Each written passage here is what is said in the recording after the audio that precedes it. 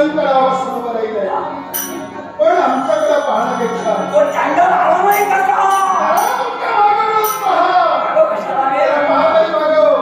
या व्यक्तीला ओळखता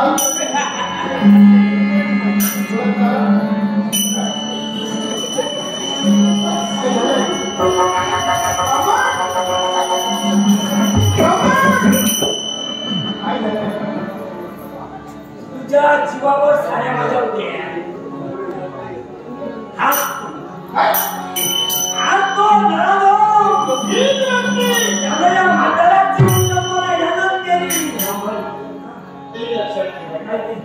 आता तुम्ही म्हणालात की मला आमच्या जीवावर तुमच्या होत्या, तेवढी तुमची जोड आम्हाला हवी आहे. याचं कारण सांगताय, तुम्ही म्हणालात त्याप्रमाणे संकट फार मोठं आहे आणि हे जर संकट दूर व्हायला हवं तर तुमची जोड हवी, पण ती कशी रे बाळा? हे येते करता ते जर बंद राहिले तर ती जोड आम्हाला मिळणार नाही.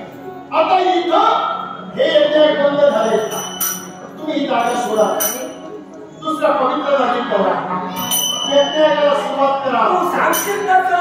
तिकडे यज्ञ सुरू झाले, आम्हाला आणखी दुप्पट मिळालं. जय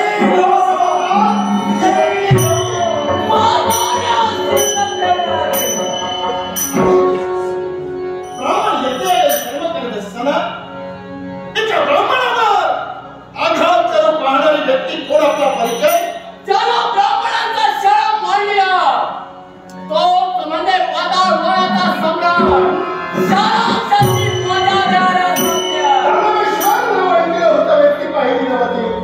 तुम्हाला एकच ऐकायचंय, या ब्राह्मणाला काय सामना अपराध करावा म्हणून वयोवृद्ध असताना सुद्धा ब्राह्मणावर एवढा निर्णय केला. तुम्ही बघत आहात ब्राह्मणांचं कर्तव्य घडलं जातं की हे होम हवन हे धर्म कार्य आणि या धर्म कार्यामुळं देवतत्व प्रगट बनलं जातंय. पण अच्छा या दानवेश्वरांना येतंय का पण? दानवेश्वर म्हणजे देवतावर तुम्हाला विजय मिळवायचा आहे, पण याचा गुण शोधण्यासाठी तुम्ही इथं आलात. पण तुम्ही विसरला, देवताला जिंकायचं असाल तर शक्तीला जगात कोणीच जिंकू शकत नाहीये. देवताला जिंकायचं असेल तर भक्ती हवी